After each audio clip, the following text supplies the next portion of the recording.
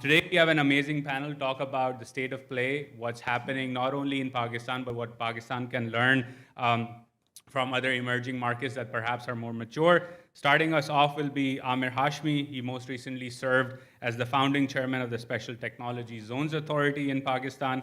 STZA, as it's known, was established to promote knowledge-based innovation ecosystems in the country. Following Amer will be Monica Brand Engel, who is co-founding managing partner of Kona Capital. Monica is an investor and an entrepreneur, as well as a wife and mother of twins. Monica has launched funds and products aimed at broadening financial inclusion globally. Shazia Khan will follow Monica in terms of the opening remarks. Shazia is the CEO and co-founder of Eco Energy Global, a tech company accelerating the adoption of solar in emerging markets through a lending-based fintech. She has 15 years of experience building Pakistan's solar energy market, including as a leading pay-as-you-go solar provider. And last but definitely not least will be Mohammad Kheshki, who is founding partner and CEO of the Resource Group International, as well as chairman of IBEX Limited, which is listed on NASDAQ, and chairman of TRG Pakistan Limited. Previously, Mohammad was chief operating officer for TRG International, where he saw the company's day-to-day operations, including management and oversight of its portfolio of direct holdings.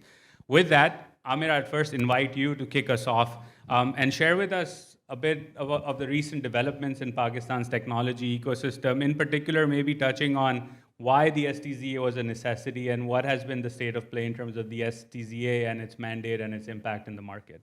Sure. Thank you, Zair. Good morning, everyone. Really excited to be on a panel talking about technology because prior to my appointment as chairman of the Zone Authority, I was with a think tank for 10 years.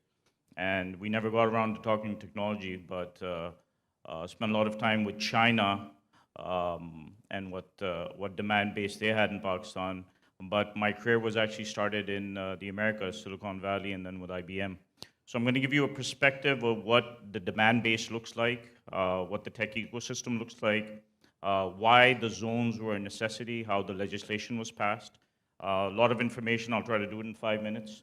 So Pakistan, I got back to the country about 19 years ago. And Yas also, of course, he's the CEO of a large industrial conglomerate now, but he was actually in tech. He was my colleague. He was on the product side, and I was on the services side. So we go back a long way in understanding of why there wasn't, I'll summarize it as an enabling environment in the country. So the biggest barrier to technology growth was the government itself, right? And this is my own experience in the last 19 years. And we could not create an enabling environment, whether it was the State Bank of Pakistan, whether, if you've probably heard, most of you who visit Pakistan often, is the FBR, the SECP, and tech companies just couldn't flourish. And now we have the same issue with freelancers, which is about $1.5 billion in revenue, which is not coming back to the country. So the Prime Minister was presented with a fast-track program on tech. And I'm going to differentiate tech in two ways. The word Digital Pakistan was an initiative not for growth of IT industry overseas.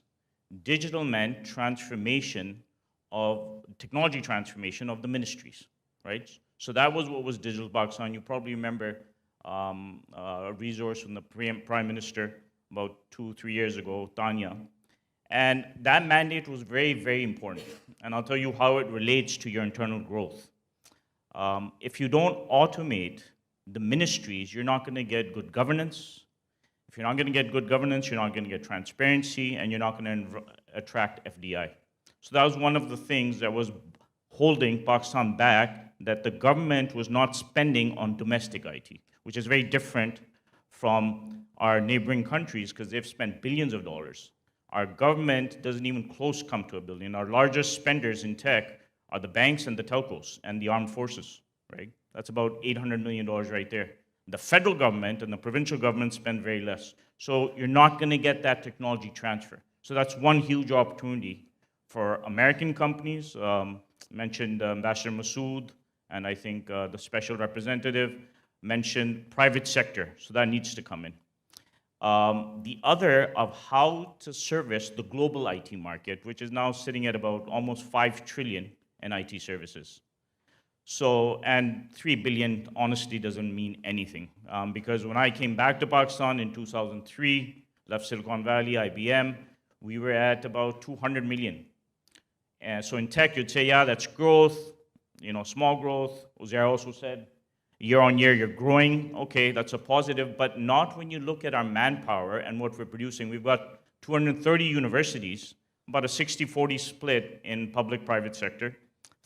Tens of thousands of students are coming out.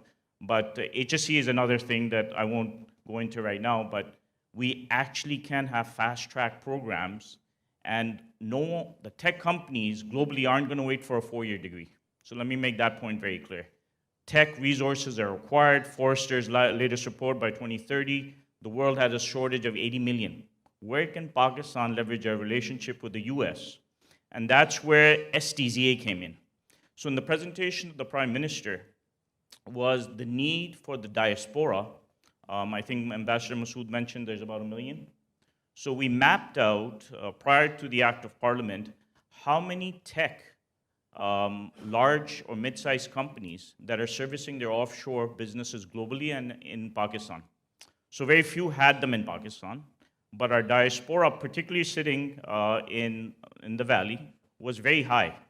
And no government in the past had done an exercise to map out to invite them back. So we got a lot of information on what requirements they need for an enabling environment. Of course, land. The federal government owns land in the large cities, because you can't have tech cities in the rural sector. No one's going to travel out there, right? Then FBR issue of taxes, repatriation of profits. So that was a state bank issue. Registration, SECP. So the law, which I've shared with Uzair, and I think he'll be able to share it all with you. It's only a 20-page document. It's called the STZ Act of Parliament. Allows all incentives that are globally competitive now. So I'm not going to list them through because they're long, but at the high level, it allows for XYZ company, whether American, whether Chinese, and I mentioned Chinese because I'll explain what happened when we opened up, to come in, set up shop, subsidize land, you don't have to pay up front, in large parcels in the main cities of Lahore, Islamabad, Karachi, and KPK. And the investment interest, when the act was actually, it's been a year only, it was last October that it was passed in both houses. So the positive side is all the political parties were on board.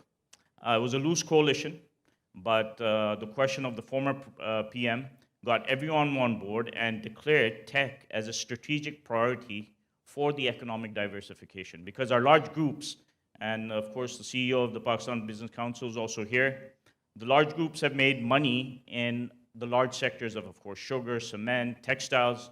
Tech was not their forte. So one of the questions that the diaspora came up with was, if there's FDI, why aren't the local groups investing with us? You need your domestic investor to have confidence in his or her own country for the FDI to also come in. So the analysis that we did was of 5 large groups out of the Pakistan Business Council, these I won't name them, gave a commitment in excess of $100 million in investments. And in fact, the first groups that came out were from the US. The second, of course, that's why I mentioned China. So your 2 good partners, and Ambassador Masood would have been thrilled to see, because he's the one who introduced myself to the Tsinghua University back in the think tank days. We had 4,500 companies of Chinese to come and set up zones in these large land parcels. And we had American diaspora flying in, ready, committed with money to set up zones as well. So that's the positive side.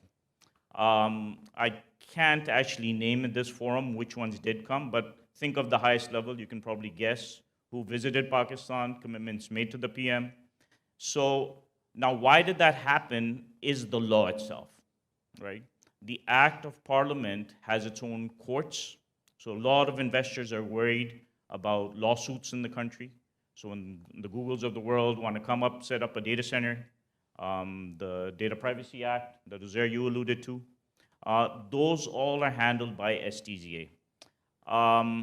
So it takes about 2 to 3 months to get a license. And what it is that there's two licenses. It's for zone developers and zone enterprises, right? Large companies that are in both can come up and get a license. It takes about 6 weeks to get a license. Pretty straightforward process. There was a question on whether it's going to take a real estate play. Absolutely not. The act doesn't allow it. However, there are real estate companies that build tech zones. So if they qualify as zone developer, they come in and build the infra, where the tech companies just move in, whether you're a startup, whether you're an incubator. And now I'm in the private sector after I left. I can't find space in Islamabad. But things have slowed down a bit, but the act is there. We're hopeful. In our first 6 months after the act was passed, we reached close to $1 billion of investment. So having said that, I think that's extremely positive. The lead have been, to be quite honest, not the DC area, but have been our diaspora sitting in the Valley, Chicago, Boston, and New York. I did meet a couple of people from Virginia, Maryland, and DC that are also willing to come in. But probably the strongest technology transfer will be from our tech diaspora sitting in the US. There's no doubt about it. China, of course, they've got a lot of cash. They were very interested in chip design. Pakistan has a bunch of electrical engineers that don't make high salaries. China was lacking in that resource, and so they've offered to come in and build drones for chip design.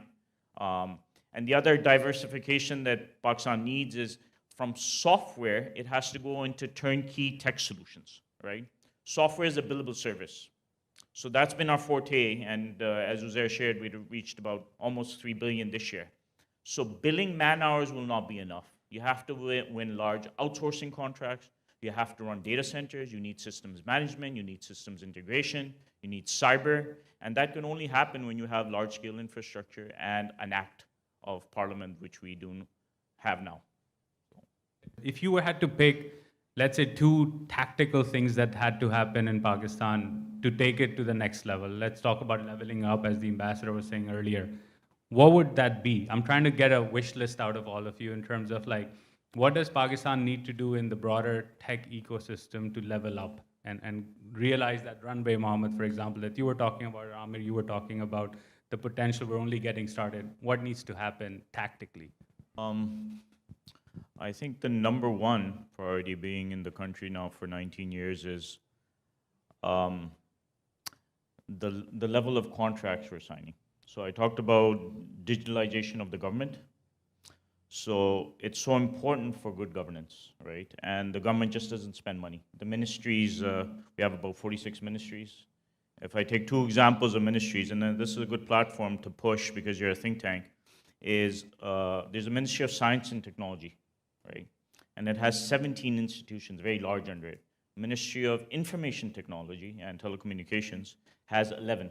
So that's 28 institutions in 2 ministries that get large budgets, but the outcome is not there. So one, you said two strategic. So one is that the government needs to implement digital plans for the transformation for ease of doing business, right? So you've heard of an organization called the BOI. You heard of SECP. NADRA is not doing bad. I'd rate NADRA as probably one of the best in terms of their IT services. But you can bring down 46 ministries to probably half if you go digital, right? And that's, of course, we get into another debate about the bureaucratic reforms that are needed in the country. So if that can happen, and money is spent there, and you bring in partners, Estonia has done it very well. Of course, Saudi Arabia learned from that. And now Dubai is doing it. So I was just in GITEX last 2 weeks ago.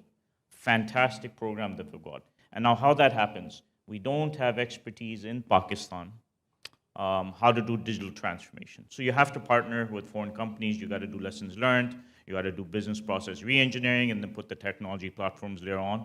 Second is we have to start thinking like the Wipro, like the Infosys, like the Tatas, of getting large-scale contracts back to Pakistan. What do I mean by that? If you don't get these zones up and running, TRG, I know for the last 2 decades, if you look at their growth, and they've got wide reach. Zia and I went to high school together, you know. So I know his days when Apple computers came out and when he made the first company called Align. But he hasn't been able to get to the $1 billion mark of revenue. So how did the Wipro start us? They're a good example because we have some of this staff augmentation that they do is you need tier 4 data centers, you need these zones, you need these incentives, you need the government to intervene and let the private sector run it. So that's why the STZA is very, very important. And I stress on that because all it does is it allows a land of parcel where the triple helix model comes in, the academia, of course the corporate, and the government. And Pakistani universities have so much land, anyone who's visited these universities, and the buildings aren't utilized. So you've got the professors, you've got the manpower, and allow the private sector bring in the companies and start going for that $50 million deal, the $100 million deal. You're not going to get to 20 billion that was being referred to if you don't get to structuring. For example, Deutsche Bank spends about $4 billion a year on IT. HSBC spends about $7 billion. So the large growth in the tech sector in our side of the world has been tapping into the global IT spend, products aside, because fintech is just an enabler. But Pakistan has to get in running IT systems globally. We do it well for our own country, but at very small scale. So those would be my two strategic that on a war footing needs to be done, right? Because we don't have that economic diversification yet. There's a soft battle going on between the fintechs and the large banks. We have about 40 banks in Pakistan. 6 are very large monopolized banks, right? So this will be disrupted. So in about a year, you'll see financial inclusion. The money that's been poured into fintech, and a lot of it is agri-fintech, right? Getting the small farmer the loans. The large banks don't do it. The mid-sized banks don't do it. The microfinance banks don't do it that much, although we mentioned Khoshali. So they got money about a year ago, and now their software is up and running on mobile apps. In about a year's time, we'll see heavy disruption, is my projection.